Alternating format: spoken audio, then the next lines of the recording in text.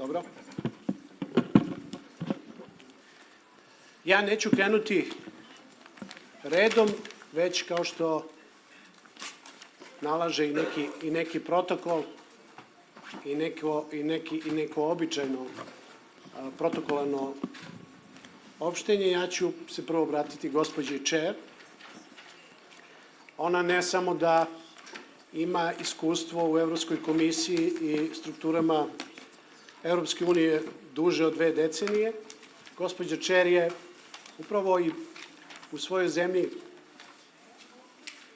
učestvovala u formiranju nekih instrumenta koji su veoma značajni za približavanje socijalnog dijaloga ka svakodnevnim konzumerima socijalnog dijaloga, dakle privredi, građanstvu i svima onima na koje se to odnosi. Takođe, vi ste vodili, kada je Mađarska preuzela predsedavanje Evropskom unijom, i program održivog sistema hrane, odnosno ishrane na nivou Evropske unije.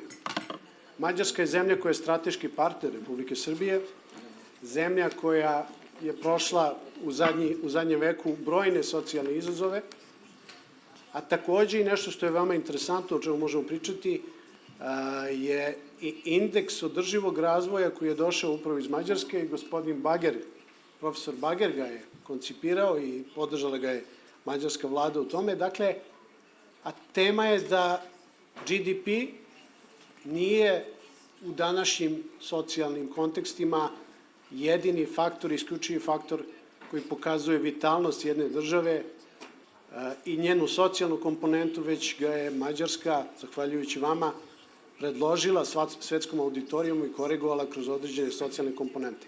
Evo, ja ću zamoliti vas da nam prenesete neka iskustva u socijalnom dijalogu u vašoj zemlji i naravno kroz perspektive ovoga što sam spomenuo. Izvolite. Thank you so much and good afternoon, and let me congratulate first of all President Nenezic and their colleagues and all the Serbian nation to sign the memorandum between Serbia and Hungary.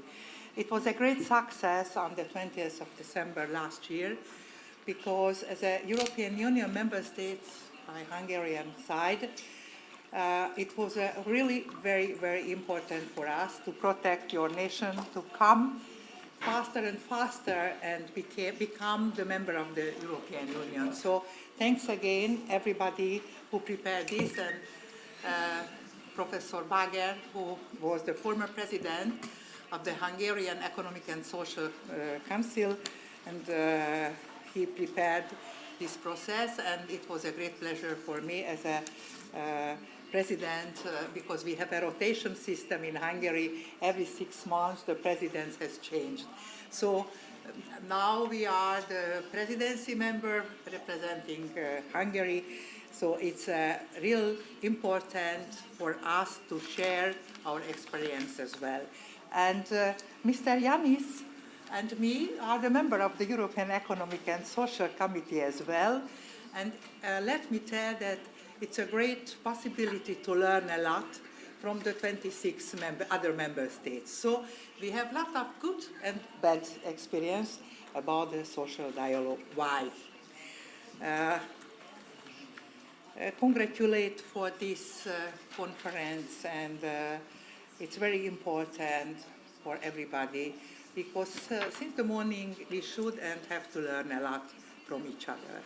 And you know, it was really very interesting for me when someone is speak about the power of dialogue. Let me tell you that for me is it's equal the power of trade union movement.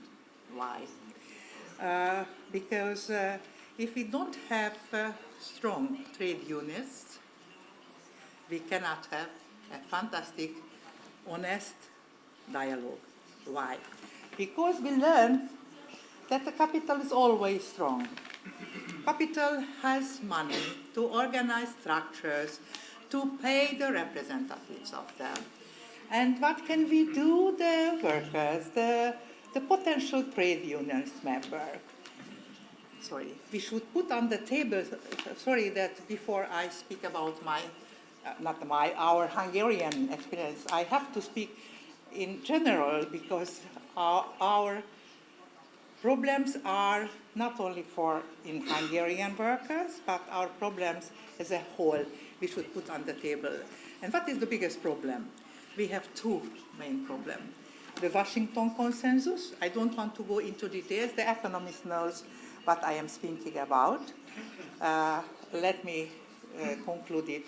Privatization, deregulation, and cut the central budget and liberalization. That's the message from the capital side for the globalization. And what is our message?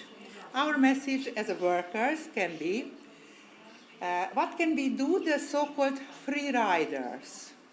Free riders, the workers who doesn't pay membership fee for the trade union movement.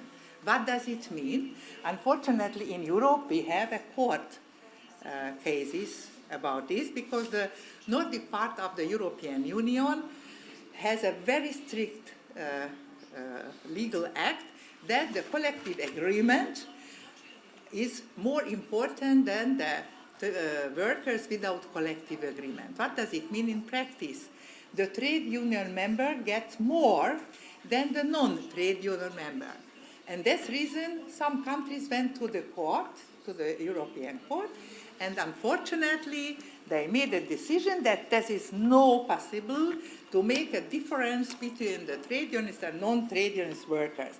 So I would like to ask you, if it is possible, yes, should this issue under ACES is stable because social dialogue and the social rights are hands in hands. And if we don't protect the trade unionist member, we cannot have a strong and vital social dialogue. So we need more trade unionist member, and we can achieve this goal if we have the same, not the same rights, but the same rights the trade unionist member, and in this way we can invite the others to be a member of the trade union movement. Why it is so important? Because when we spoke about the social dialogue, someone mentioned that this is the best way to achieve the social justice. It's true. My question is it possible the social dialogue is a human rights? That was your question. My answer is from here. Yes, you are right. It absolutely must be a human right, but we should add something more. Why?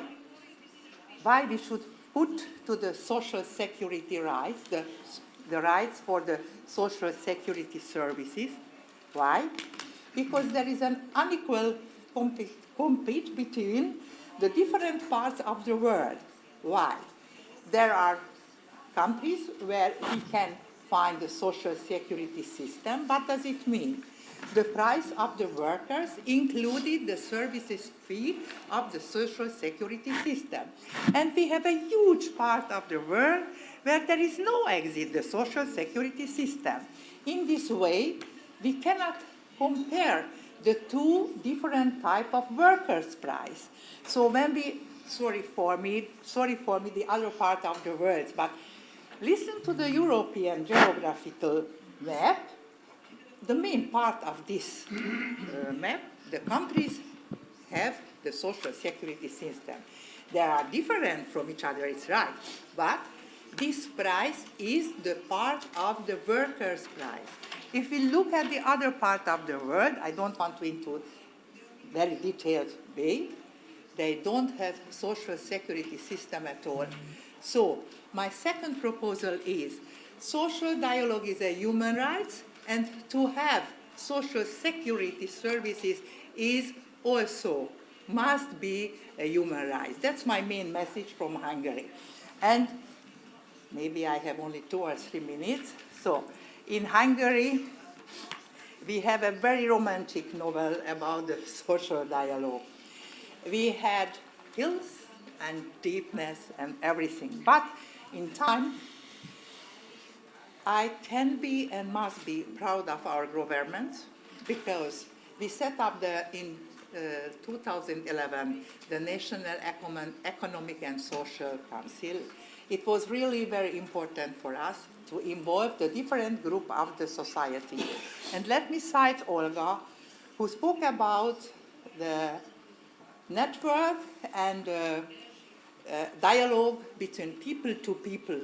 In Hungary, we involved the representative of science. Professor Barger is the president of the science side of our National Council.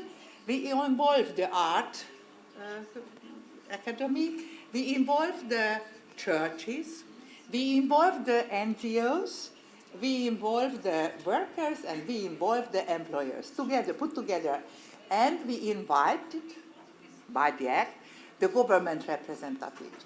Unfortunately, we don't have a right to make an agreement.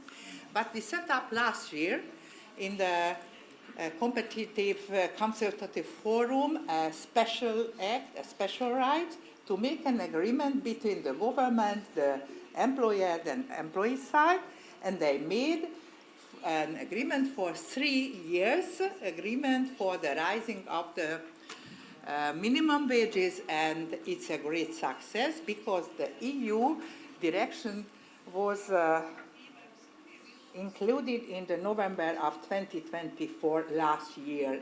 It's a very important legal act for every member state. Maybe you will speak about it, sorry.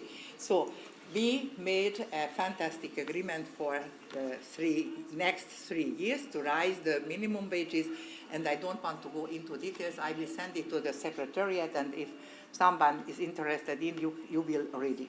And let me speak about a very, very big success. It was almost 10 years ago.